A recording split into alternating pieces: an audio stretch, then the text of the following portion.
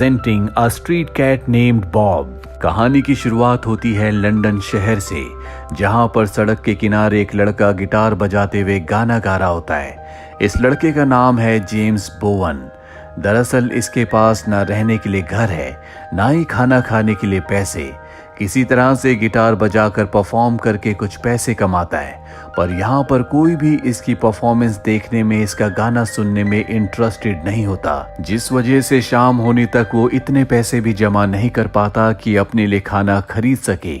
इसीलिए उसे कचरे के डिब्बे से खाना निकाल कर खाना पड़ता है और वो रात को वहीं फुटपाथ पर सो जाता है।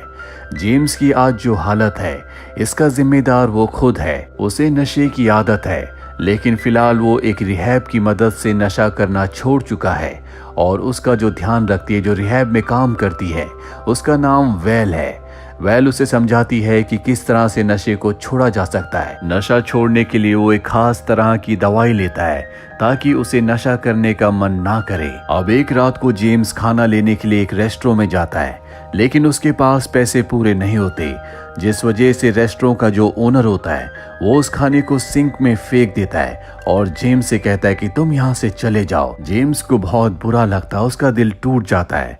बाहर बारिश हो रही होती है, इसीलिए फुटपाथ पर सोने की उसे कोई जगह नहीं मिलती और उसी तरह से वो बारिश में जब चल रहा होता है तो उसका एक दोस्त कार से उसे आवाज लगाता है और कार के अंदर बुला लेता है। वो जेम्स को बताता है कि जो भी इस कार का ओनर है वो गाड़ी को लॉक करना भूल गया, हम यहाँ पर रात गुजार सकते हैं।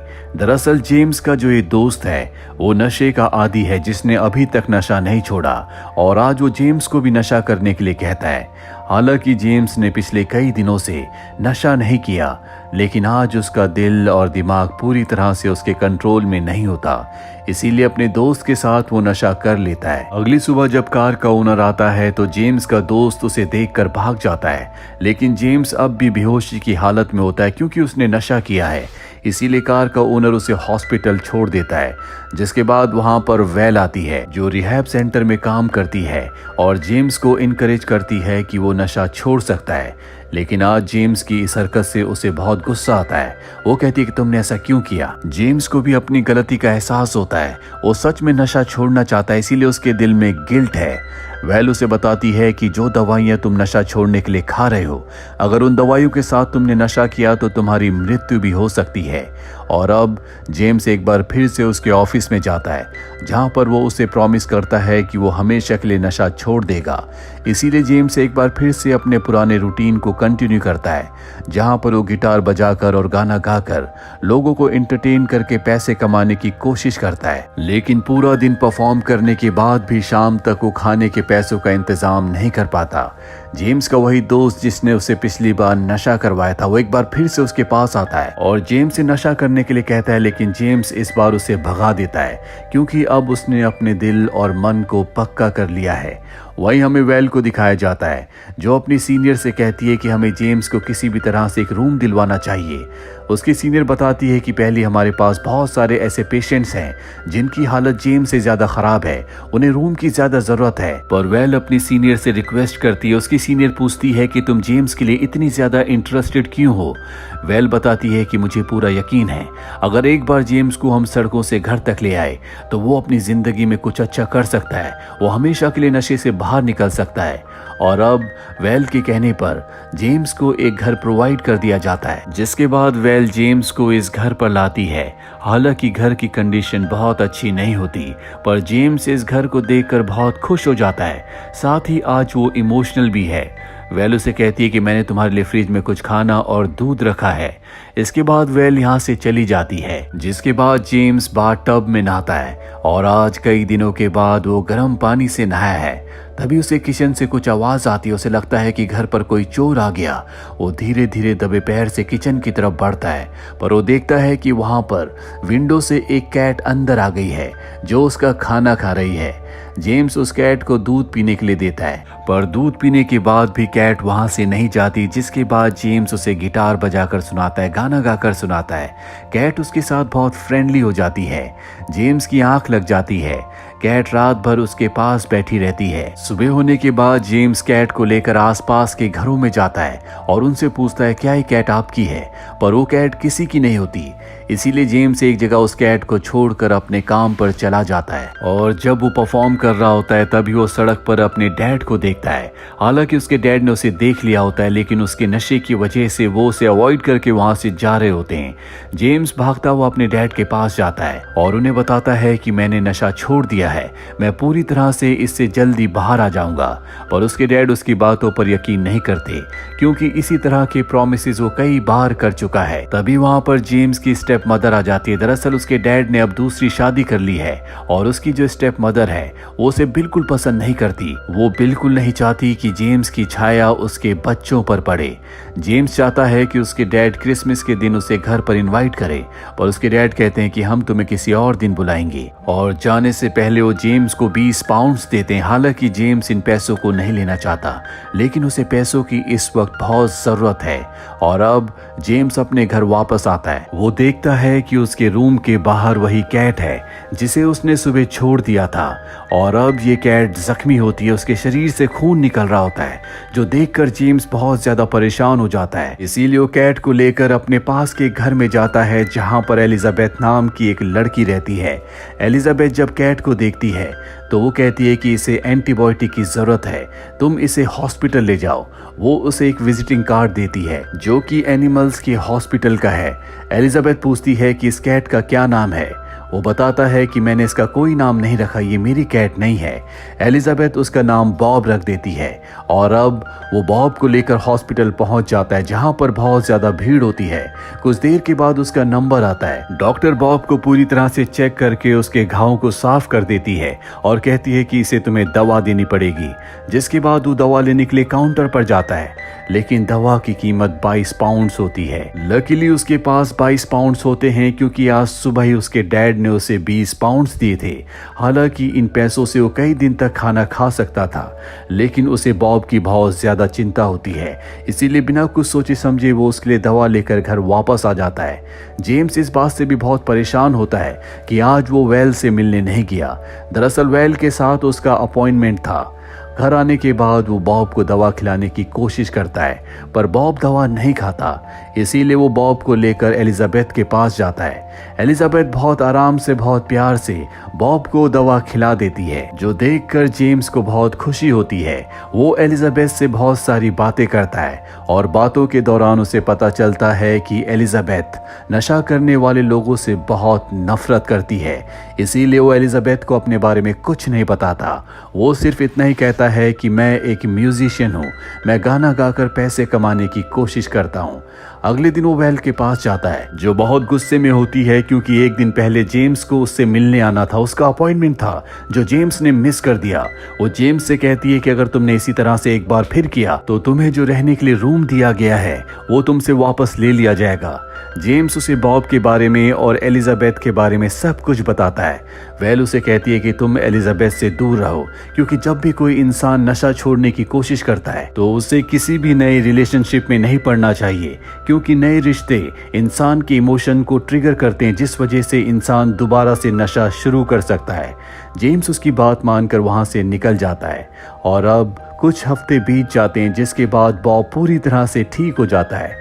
जेम्स और बॉब अब बहुत अच्छे दोस्त बन चुके हैं। जेम्स बॉब से बहुत प्यार करता है और बॉब भी हमेशा उसके आने का इंतजार करता है। अब एक सुबह जेम्स जब अपने काम पर जाने के लिए बस पर चढ़ता है तो बॉब भी भागकर बस पर चढ़ जाता है, जो देखकर जेम्स को गुस्सा आता है। पर बस के जो पैसेंजर्स होते हैं वो बॉब को देखकर बहुत खुश हो जाते हैं। इसीलिए जेम्स बॉब को अपनी गोद में बिठा लेता है, जिसके बाद बस की जो कंडक्टर होती है वो बॉब के गले में एक फीता बांध देती है ताकि जेम्स उसे अपने कंट्रोल में रख सके। इसके बाद जेम्स बस से उतर जाता है, लेकिन बॉब इधर उधर जा रहा होता है, इसीलिए वो बॉब को अपने कंधे पर बिठा लेता है, जो देखकर बहुत सारे लोग जेम्स के साथ सेल्फी खींचते हैं। और आज जब वो परफॉर्म करता है तो बॉब की वजह से वहां पर बहुत सारे लोग खड़े हो जाते हैं जो उसकी परफॉर्मेंस देखते हैं, जिस वजह से उसे अच्छे खासे पैसे मिल जाते हैं। जेम्स आज बहुत खुश है क्योंकि पहली बार उसने एक दिन में इतने सारे पैसे कमाए हैं, जिन पैसों से वो अपने लिए और बॉब के लिए अच्छा खाना खरीदता है। अगली सुबह एक बार फिर से वो बॉब को अपने साथ ले जाता है और अब उसका ये रोज का रूटीन है। वो बॉब को अपने कंधे पर बैठाकर परफॉर्म करता है। बहुत सारे लोग उसकी परफॉर्मेंस देखते हैं, जिससे उसे अच्छे पैसे मिलते हैं। एक दिन उसका वही दोस्त जो उसके साथ नशा किया करता था वो उसके पास आता और कहता है कि मुझे कुछ पैसे दे दो। जेम्स उसे कुछ पैसे देते हुए कहता है कि इन पैसों से खाना खाना, इससे नशा मत करना। उसका दोस्त पैसे लेकर वहां से चला जाता है और अब हर रोज की तरह जेम्स अपने बॉब के साथ परफॉर्म करता है। बॉब अब उसके गिटार पर बैठता है जिस वजह से बहुत सारे लोग इनकी परफॉर्मेंस देखते हैं। जेम्स के पास अब खाने पीने के अच्छे खासे पैसे रहते हैं। एक रात को जब वो सबवे से जा रहा होता है तभी वो देखता है कि वहां पर उसका वही दोस्त जो उससे पैसे लेकर गया था वो बेहोश पड़ा है। दरअसल उसने नशा कर लिया था और डोज बहुत ज्यादा हैवी होने की वजह से वो अपनी सेंसेस खो चुका है। यहाँ पर एलिजाबेथ भी आ जाती है और ये दोनों मिलकर उसे हॉस्पिटल ले जाते हैं, जिसके बाद एलिजाबेथ जेम्स को बताती है कि मेरे भाई को भी नशे की आदत थी और नशे की वजह से उसकी मृत्यु हो गई, इसीलिए मैं नशा करने वालों को बिल्कुल पसंद नहीं करती। जेम्स जो कि एलिजाबेथ को बहुत पसंद करता है वो उसे अपनी जिंदगी की सच्चाई नहीं बता सकता कि वो भी नशे का आदी है, लेकिन अभी दवाओं की वजह से वो नशा नहीं करता। अगले दिन वो वेल से मिलने जाता है और कहता है कि मेरी जो दवा की डोज है मैं उसे पूरी तरह से खत्म करना चाहता हूँ। वेल उसे समझाती है कि अभी ये सही वक्त नहीं है, तुम्हें कुछ दिन और इंतजार करना चाहिए। दरअसल उसकी दवा की जो डोज होती है उसकी मात्रा अब पहले से बहुत कम हो चुकी है, पर जेम्स अब इसे पूरी तरह से खत्म करके एक नॉर्मल इंसान की तरह जीना चाहता है। और अब क्रिसमस का दिन आ जाता है। वो एलिजाबेथ के साथ अच्छा टाइम स्पेंड करता है। एलिजाबेथ उसे एक पेंटिंग गिफ्ट करती है और जेम्स उसे गाना गाकर सुनाता है, जिसके बाद वो बॉब को लेकर अपने डैड के घर जाता है जहां पर उसकी स्टेप सिस्टर्स होती हैं जो जेम्स से बहुत बदतमीजी करती हैं। और यहाँ पर अब जेम्स के डैड भी उसे यहाँ से जाने के लिए कहते हैं। हालांकि वो उन्हें समझाने की कोशिश करता है कि वो नशे से अब पूरी तरह से दूर है, पर उसके डैड नहीं चाहते कि जेम्स उनके घर पर आए। तभी बॉब उसके कंधे से उतरकर घर पर भागने लगता है, जिससे वो बहुत सारी चीजें गिरा देता है। अब यहाँ पर जेम्स की स्टेप मदर भी आ जाती है जो देखकर बहुत गुस्से में आ जाती है कि बॉब ने घर में चारों तरफ बहुत सारी चीजें गिरा दी है, इसीलिए वो जेम्स को यहाँ से जाने के लिए कहती है, जिसके बाद जेम्स यहाँ से चला जाता है। अगले दिन जब वो परफॉर्म कर रहा होता है तभी वहां पर एक शरारती बच्चा आता है जो जानबूझकर अपने डॉग से जेम्स के बैग के ऊपर पी करवाता है। वहां पर खड़े लोग उस बच्चे पर बहुत गुस्सा करते हैं, जिस वजह से वहां पर शोर शराबा हो जाता है। पुलिस आकर जेम्स को पकड़ कर ले जाती है, जिसके बाद वेल उसे छुड़वाने के लिए आती है। सीसीटीवी कैमरे की फुटेज से पता चल जाता है कि जेम्स की कोई गलती नहीं है, पर उसकी वजह से शहर की शांति भंग हुई। इसीलिए जेम्स को कहा जाता है कि तुम अगले 6 महीनों तक सड़क पर परफॉर्म नहीं कर सकते। जेम्स और वेल वहां से निकल जाते हैं। वेल उसे कहती है कि तुमने अपनी दवा ली कि नहीं। वो कहता है कि बॉब कहां पर है। वो बताती है कि बॉब अभी भी पुलिस कस्टडी में है, तुम उसे वहां से ले सकते हो। इसके बाद जेम्स जल्दी से केमिस्ट की दुकान पर जाता है जहां पर वो अपनी दवा लेकर खा लेता है, पर वहां पर एलिजाबेथ भी होती है जो उसे दवा लेते हुए देख लेती है। वो समझ जाती है कि ये नशे का आदी है, जो बात जेम्स ने उससे छुपाई थी, इसीलिए वो जेम्स से दोस्ती तोड़ देती है। जेम्स को बहुत दुख होता है और अब वो सड़क पर परफॉर्म भी नहीं कर सकता, इसीलिए वो एक जगह जॉब कर लेता है जहां पर उसे द बिग इशू नाम की मैगजीन को सड़कों पर बेचना होगा। बॉब अब भी हमेशा उसके साथ रहता है, जिस वजह से बहुत सारे लोग इनके साथ सेल्फी खिंचवाते हैं।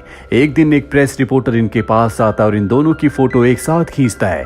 तभी यहाँ पर उसी मैगजीन में काम करने वाला दूसरा वर्कर इन्हें देख लेता है, जो जेम्स की शिकायत कर देता है, जिस वजह से जेम्स को 1 महीने के लिए जॉब से निकाल दिया जाता है। और अब जेम्स की मुसीबतें एक बार फिर से बढ़ चुकी हैं। उसके सभी पैसे खत्म हो चुके हैं, उसके पास खाने के पैसे भी नहीं है, इसीलिए वो एक बार फिर से सड़कों पर परफॉर्म करना शुरू कर देता है, जो कि एलिजाबेथ देख लेती है। वो जेम्स से कहती है कि तुम ऐसा नहीं कर सकते, अगर पुलिस ने देख लिया तो तुम्हें एक बार फिर से जेल भेज दिया जाएगा। जेम्स को यहाँ पर एहसास हो जाता है कि एलिजाबेथ को अब भी उसकी परवाह है, यानी कि वो अब भी जेम्स को पसंद करती है। अब किसी तरह से 1 महीना गुजर जाता है, जिसके बाद जेम्स को एक बार फिर से मैगजीन बेचने की जॉब मिल जाती है। यहाँ पर एक लेडी उसके पास आती है और कहती है कि मैं तुम्हारी कैट को खरीदना चाहती हूँ, लेकिन जेम्स साफ साफ मना कर देता है क्योंकि बॉब के अलावा उसका इस दुनिया में और कोई नहीं है। तभी वहाँ पर एक डॉग आता है जो जोर से भौंकता है, जिस वजह से बॉब डर जाता है और उसके कंधे से कूद कर भाग जाता है। जेम्स उसका पीछा करता है लेकिन उसे बॉब का कुछ पता नहीं चलता। अगले 2 दिनों तक वो बॉब को ढूंढता रहता है लेकिन बॉब उसे नहीं मिलता, जिस वजह से वो बहुत ज्यादा डिप्रेस हो जाता है। वो अपने मानसिक संतुलन को अपने कंट्रोल में नहीं रख पाता, इसलिए वो तय करता है कि वो नशा करेगा। वो एक बार फिर से उन लोगों के पास जाता है जो नशे की सामग्री बेचते हैं, पर इससे पहले कि वो नशा खरीदता वो अपने मन पर कंट्रोल कर लेता है और उस जगह से चला जाता है। जेम्स जब अपने घर में वापस आता है तो देखता है कि बॉब किचन में उसका इंतजार कर रहा है। बॉब को वापस पाकर वो बहुत खुश हो जाता है। उसे लगता है कि उसकी जिंदगी में उसका सब कुछ उसे वापस मिल गया। अगले दिन वो वेल के पास जाता और कहता है कि मैं हमेशा के लिए इन दवाओं को छोड़ना चाहता हूँ, मैं एक नॉर्मल इंसान बनना चाहता हूँ। वेल उसे समझाती है कि ये इतना आसान नहीं है, तुम्हारा 1 हफ्ता बहुत मुश्किल रहेगा, तुम्हें बुखार आएगा, तुम्हारा शरीर कांपेगा। पर वो तय कर लेता है कि मैं किसी भी कीमत पर अब इन दवाओं के सहारे नहीं जीना चाहता। वेल उसे कहती है कि अकेले ये सब करना इतना आसान नहीं है। जेम्स कहता है कि मेरे साथ बॉब है। वेल उसकी बात मान जाती है, जिसके बाद जेम्स अपने घर आता है। वो एलिजाबेथ के डोर को नॉक करता और कहता है कि अगले कुछ दिनों तक मैं घर के अंदर ही रहूंगा, मेरा इलाज चल रहा है, जिससे वो समझ जाती है कि वो क्या करने वाला है, क्योंकि उसका भाई भी इन्हीं सब चीजों का आदी था। वो दरवाजा खोलकर जेम्स को कहती है कि मैं तुम्हारे लिए खाना ले आऊंगी, और अब जेम्स अपने घर के अंदर अपने आप को लॉक कर लेता है। आज उसने दवा नहीं खाई। रात को उसे तेज बुखार आ जाता है, उसका शरीर कांपने लगता है। उसे किसी भी कीमत पर नशा चाहिए, या वो दवा जिसे खाने के बाद उसे नशा करने की इच्छा नहीं होती। लेकिन अब उसने दृढ़ संकल्प कर लिया है। वो इसी तरह कांपता रहता है, वो अपने आप से लड़ता रहता है। बॉब उसके साथ है और बॉब के सहारे वो 7 दिन गुजार देता है। 8वीं सुबह जब वो उठता है तो उसे ऐसा लगता है कि जैसे उसका नया जन्म हुआ है। ये करना इतना आसान नहीं था, लेकिन जेम्स ने ये कर दिखाया, जिसके बाद सबसे पहले वेल के पास जाता है। वेल उसके लिए बहुत खुश होती है और अब वो एलिजाबेथ से मिलता है, जो यहाँ से हमेशा के लिए अपने घर जा रही है। पर जाने से पहले वो उसे अपने घर का एड्रेस देती है, यानी कि अब भी ये दोनों हमेशा एक दूसरे के टच में रहेंगे। इसके बाद जेम्स अपने डैड के पास जाता है और उन्हें बताता है कि अब वो नशे से पूरी तरह से बाहर निकल चुका है, जो जानकर उसके डैड बहुत खुश होते हैं और जेम्स को उसके बचपन का एक फोटो देते हैं।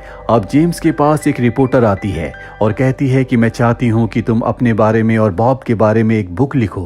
दरअसल जेम्स इंटरनेट पर बहुत पॉपुलर हो चुका होता है, क्योंकि वो अपने कंधे पर बॉब को रखकर हर जगह गाने गाता था। लोग उसके साथ सेल्फी खिंचवाते थे, इसीलिए बहुत सारे लोग उसे अब पहले से जानते हैं। रिपोर्टर के कहने पर जेम्स अपनी जिंदगी के ऊपर एक किताब लिखता है और जब वो किताब पब्लिश होती है तो वो बेस्ट सेलिंग बुक बन जाती है, जिसे शहर का हर एक इंसान पढ़ना चाहता है। जिसके बाद जेम्स के लिए एक प्रेस कॉन्फ्रेंस रखी जाती है, जिसमें वेल, एलिजाबेथ और जेम्स के डैड भी आते हैं। ये सब के सब जेम्स के लिए बहुत खुश हैं। जेम्स की जिंदगी अब पूरी तरह से बदल चुकी है। उसने अपने लिए एक घर खरीद लिया, जिसमें वो बॉब के साथ रहता है। साथ ही अब वो सड़कों में गिटार नहीं बजाता, ना ही गाने गाता है। वो अब चैरिटी के लिए काम करता है, जहां पर वो जितने भी पैसे कमाता है वो अच्छे कामों के लिए डोनेट कर देता है। कहानी के अंत में हमें जेम्स की और बॉब की असली फोटो दिखाई जाती है, जो आज भी एक दूसरे के साथ हैं। तो ये थी जेम्स बोवन की जिंदगी की सच्ची कहानी। जेम्स बोवन की जिंदगी उन लाखों नौजवानों के लिए एक एग्जाम्पल है जो नशा ना छोड़ने के बहाने बनाते हैं। जेम्स बोवन के पास कुछ नहीं था, ना खाने के लिए खाना, ना रहने के लिए घर, लेकिन फिर भी अपने दृढ़ संकल्प से न सिर्फ उसने नशा छोड़ा, बल्कि वो जीवन में कामयाब भी हुआ। उम्मीद करते हैं कि ये कहानी आपको पसंद आई होगी।